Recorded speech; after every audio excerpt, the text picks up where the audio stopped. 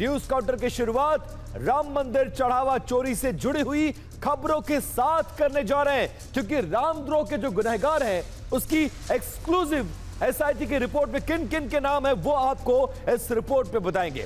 हर कोई राम भक्तों से छल का पूरा सच जानना चाहता है, लेकिन अभी तक एसआईटी की शुरुआती जांच रिपोर्ट में पुलिस रिमांड और अभियुक्तों की तरफ से दिए गए बयानों के हवाले से कई जानकारियां सामने आई हैं, लेकिन स्पेशल इन्वेस्टिगेशन टीम की फाइनल रिपोर्ट का अब तक इंतजार किया जा रहा है।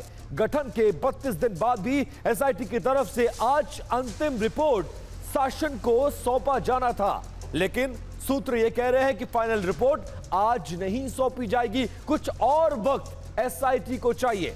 लेकिन टीवी9 भारतवर्ष पर हम आज आपको एसआईटी से जुड़ी हुई वो पूरी एक्सक्लूसिव जानकारी देंगे और सोर्सेज ये कह रहे हैं कि एसआईटी की रिपोर्ट में एक पन्ने पर चढ़ावा चोरी को लेकर क्या लिखा गया है, किसकी जवाबदेही और कैसे बदलाव की सिफारिश की गई है, हर अहम जानकारी आपके सामने होगी। तो चलिए आपको बताते हैं कि एसआईटी की फाइनल रिपोर्ट में क्या कुछ हो सकता है, क्या फाइंडिंग्स है, क्या कुछ कहा है एसआईटी ने। टीवी9 पर एक्सक्लूसिव जानकारी आपको मैं दे रहा हूं और सोर्सेज ये कह रहे हैं कि एसआईटी के अंतिम रिपोर्ट में क्या क्या है वो जानिए जरा। पहला, चढ़ावा चोरी मामले से जुड़ी ये फाइनल रिपोर्ट लगभग तैयार हो गई है।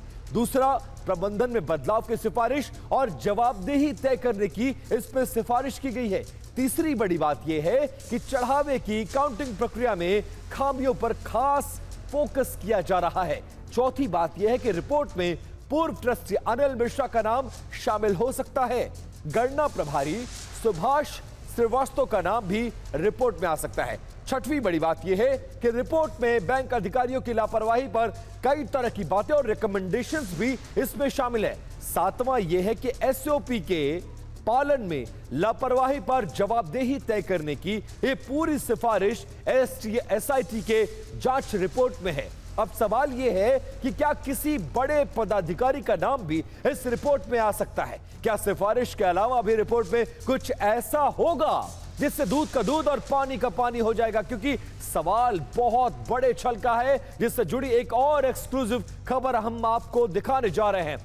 तो सोर्सेस के मुताबिक जो चढ़ावा चोरी बेपर्दा होने के बाद से चढ़ावे के तरीके में अब बदलाव आ गया है। बहुत सारे श्रद्धालु ऐसे हैं जिनकी आस्था को चोट पहुंची है। दान पात्रों के अंदर श्रद्धालुओं की तरफ से गहनों को डालने में कमी दर्ज की गई है, क्योंकि अविश्वास आ गया है हम जो दे रहे हैं क्या वो उन तक पहुंच रहा है जो इसके लिए जिम्मेदार है, या बीच में ही कोई गायब कर दे रहा है। अब देखिए, कुछ बड़ी बातें और कुछ बड़ी एक्सक्लूसिव जानकारी आपके सामने हम आपको बताने जा रहे हैं। चढ़ावा चोरी का असर जो है वो दान पात्रों में गहने कम हो रहे हैं। चढ़ावा चढ़ाने के बाद श्रद्धालु अब सतर्कता बरत रहे हैं। दान पात्रों में भी कभी कभी दिखाई देते थे पहले आभूषण, जो अब लगभग गायब हो रहे हैं। सोने चांदी के चढ़ावे में पहले के मुकाबले अब कमी आई है। पहले दान पात्र में सोने की अंगूठी, चेन, झुमके तक महिलाएं जो आती थी भाव विभोर होकर डालकर चली जाती थी, लेकिन अब क्या हो रहा है? अब वो लोग परहेज बरत रहे हैं। अब दान पात्र में डाली जा रही है ना के बराबर जो बेशकीमती चीजें, क्योंकि सोर्सेज ये क्लेम कर रहे हैं अब सिर्फ लोग कैश को प्रेफर कर रहे हैं। सोने, चांदी, गहने इनको डालने से श्रद्धालु परहेज कर रहे हैं। अब आस्था अब भी अटूट है, लेकिन सवाल श्रद्धालुओं की तरफ से दिए जाने वाले चढ़ावे का है, जिसकी तफ्तीश कई सारे पहलुओं से जारी है। आज चोरी के 2 अभियुक्तों को पुलिस अयोध्या जेल से लेकर निकली है।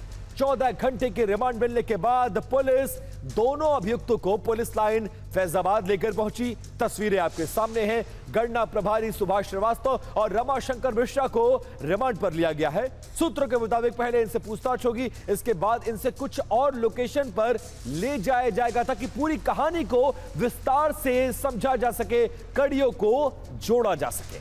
तो बात राम मंदिर चढ़ावे चोरी की है। सवाल गुनहगारों को उनके किए की सजा मिलने की है, लेकिन इस तरह के गंभीर विषयों पर कहा जाने वाला एक एक शब्द, खासकर जो जिम्मेदार पदों पर हैं, बहुत मायने रखता है।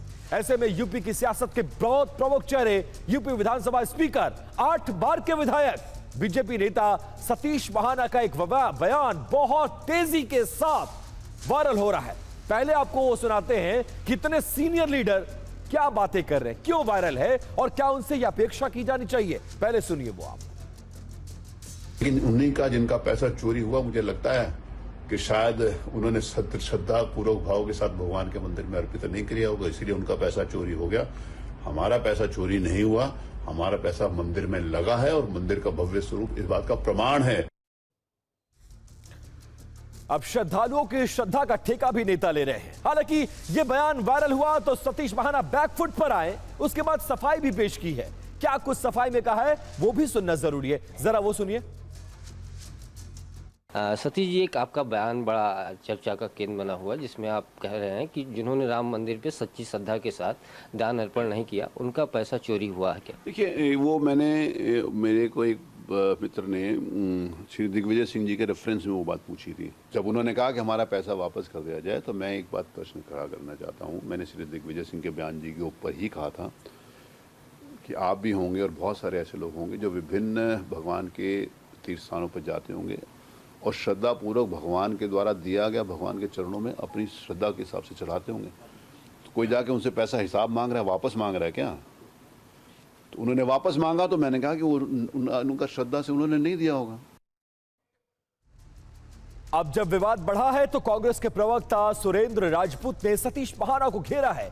क्या कुछ कह रहे हैं कांग्रेस के प्रवक्ता, वो जरा सुनिए। महाना जी सूप बोले तो बोले और क्या बोले छन्ना जिसमें 72 छेद।